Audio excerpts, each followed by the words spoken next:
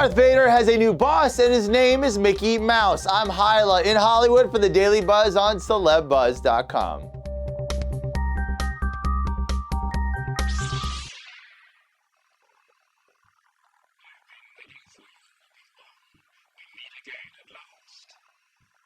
circle is now complete. When I left you, I was but the learner. Now I am the master.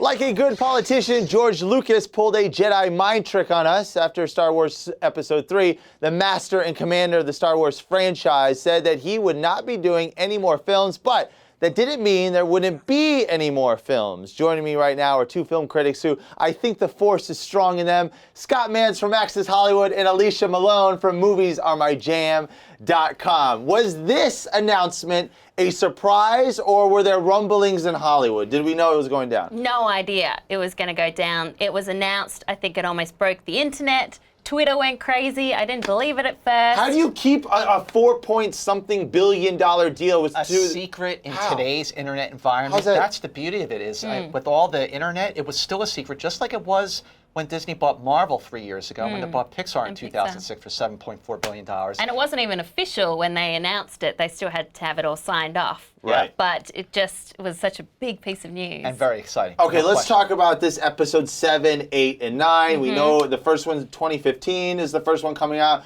Who do we want to see? What kind of storylines are going to take place here, right? Because from what I understand, these are already written out, right? Well, yeah. The treatments are written out, not the screenplays. And we don't even know who the screenwriters are. It's still hush-hush. We don't know who the directors are going to be. But I'm going to say that when it came to the prequels, I was never even a fan of the idea of those. I didn't care how Anakin became Darth Vader. And there was really no chance for surprise because these movies had to tie into the original trilogy, so no one could die. But now with episodes 7, 8, 9... fresh stories, original, and new filmmakers. It's a fresh slate. So you don't want to see any old school people come into these new films, Absolutely right? not. Hayden Christensen, no.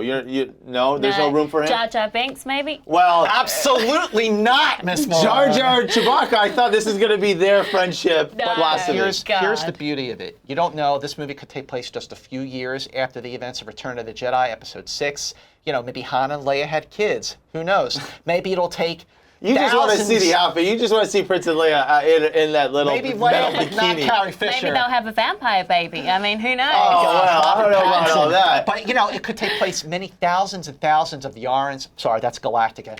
Thousands of years. You know, we just don't know. That's the beauty of it. It's going to be a total surprise, an original story, not based on any of those Star Wars filmmakers. Let's go behind the scenes. Who do you guys want to see helming this project? Well, I think I'd love to see someone fresh, maybe someone from the independent world, but Sam Mendes recently did such a great job with Skyfall, you know, grounding that in reality and also amping up the action. Someone who I don't think would do it, but I would love to see do it would be Christopher Nolan. Oh, just because he's amazing. But, you know, my picks would definitely be Alfonso Cuarón. He did Children of Man, which is a great movie, but he also did the best of all the Harry Potter movies, Harry Potter and the Prisoner of Azkaban. It's dark. But my pick for Star Wars Episode 7, my dream director, ladies and gentlemen, is J.J. Abrams. Whoa! That is blasphemous. Can you imagine having that on your resume? He directed a Star Trek film and a Star Wars movie? Yo, man. Oh my God!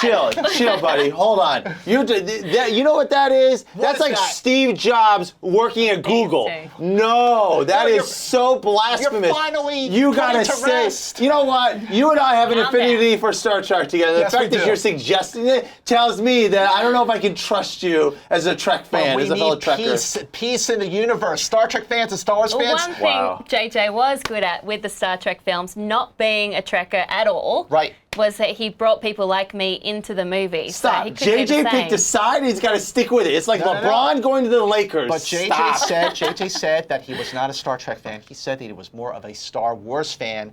That is a hint. I don't know. I can't. Okay. Overall, are we on board? Are we happy with what's going on here? I'm on board. Disney's so great at crafting stories and creating memorable characters and doing great marketing.